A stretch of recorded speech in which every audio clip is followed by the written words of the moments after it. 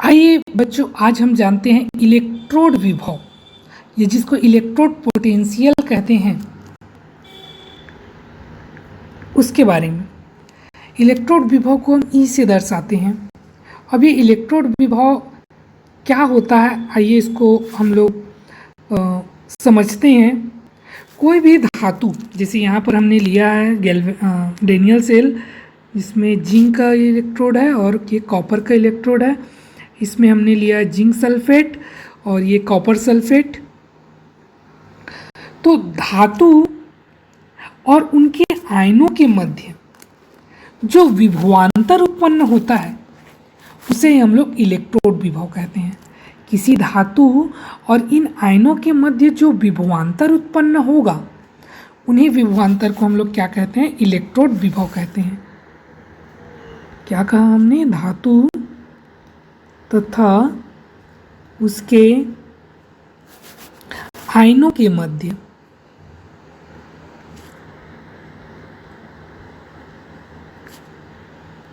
जो विभवांतर उत्पन्न होता है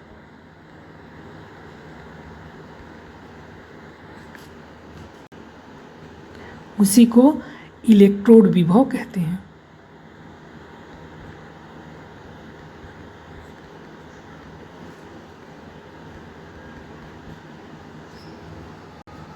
अब ये इलेक्ट्रोड विभव दो तरह के होते हैं।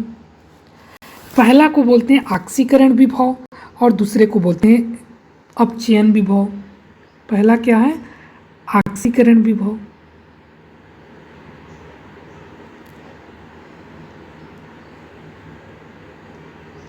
आक्सीकरण विभव, जिसको ऑक्सीडेशन पोटेंशियल बोलते हैं, इंग्लिश हाफ में इसको ओपी, ऑक्सीडेशन पोटेंशियल। तो कोई इलेक्ट्रोड जब इलेक्ट्रॉन त्यागता है तो त्यागने पर जो विभवांतर उत्पन्न होगा उसको हम लोग आक्सीकरण विभव कहेंगे। या सिंपल सा, जिसमें आक्सीकरण हो उसमें उत्पन्न विभवांतर को आक्सीकरण विभव कहते हैं। क्या कहा हमने, किसी इलेक्ट्रोड के इलेक्ट्रॉन त्यागने पर, इलेक्ट्रॉन त्यागने पर उत्पन्न विभवांतर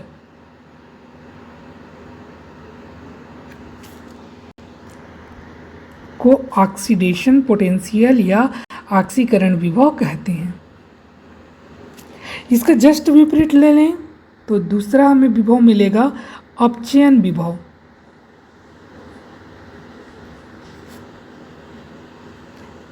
जिसको आरपी कहते हैं, रिडक्शन पोटेंशियल। तो इसका जस्ट अपोजिट इसका परिभाषा लिख सकते हैं। किसी इलेक्ट्रोड के इलेक्ट्रॉन ग्रहण करने पर उत्पन्न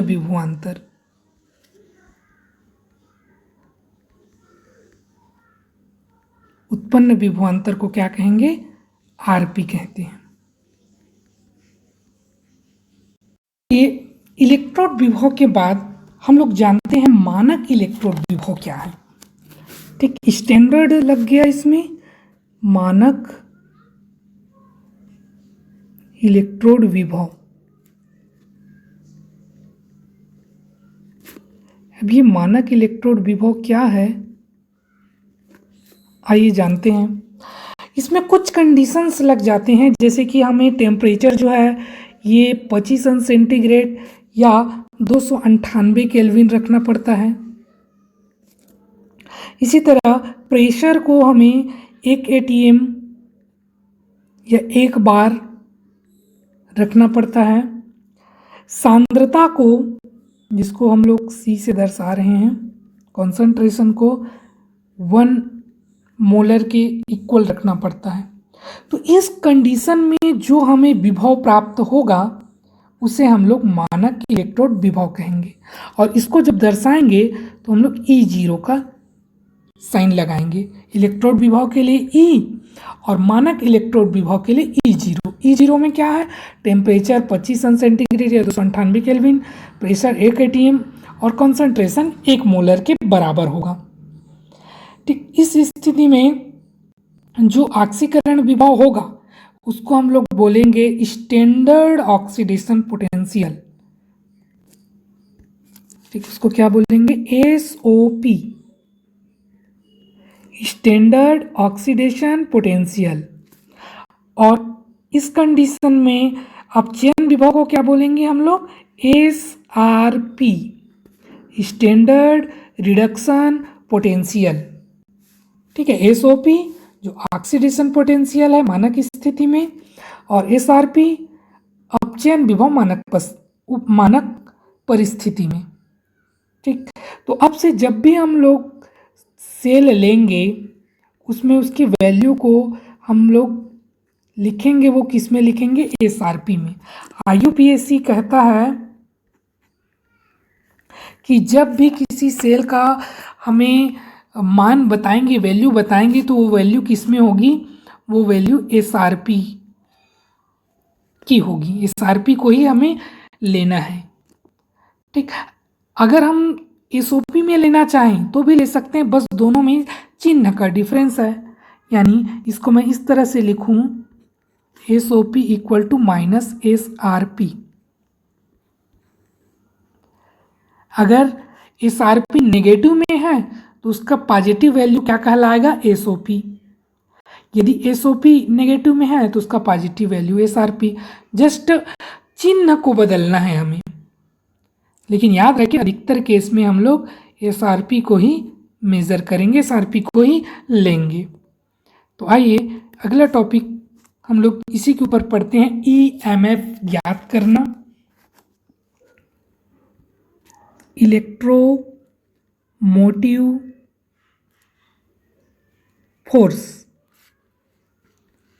EMF, इसी को जनरली हम लोग सेल विभव बोल देते हैं। EMF क्या है, दोनों इलेक्ट्रोड के मध्य वह विभवांतर है जब विद्युत धारा न बह रही हो, उस समय जो विभवांतर उत्पन्न होगा दोनों इलेक्ट्रोड के बीच में, उसको हम EMF कहते हैं।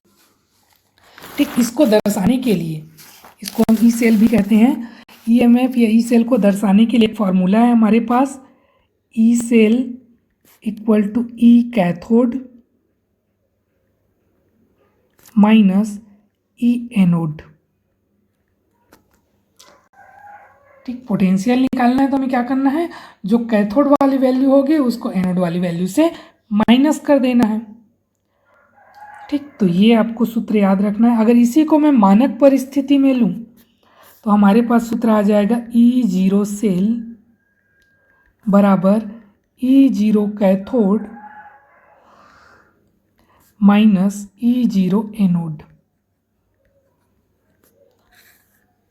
काफ़ी क्वेश्चन आपको मिलेगा बोर्ड या कंपटीशन एग्जाम में इस तरह से कि आपको वैल्यू दे देगा और पूछेगा ई सेल या E0 सेल निकालिए।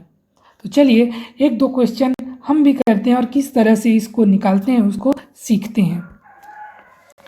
आपको दो रिएक्शन दिया है क्वेश्चन में, जैसे जिंक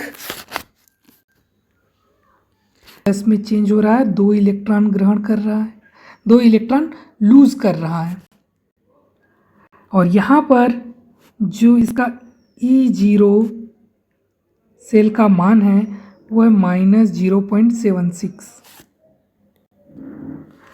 इसी तरह कॉपर की जगह हम लोग लेंगे सिल्वर प्लस 1 इलेक्ट्रॉन ग्रहण करके सिल्वर में चेंज हो रहा है। यहाँ पर E0 की वैल्यू है 0.79 वोल्ट।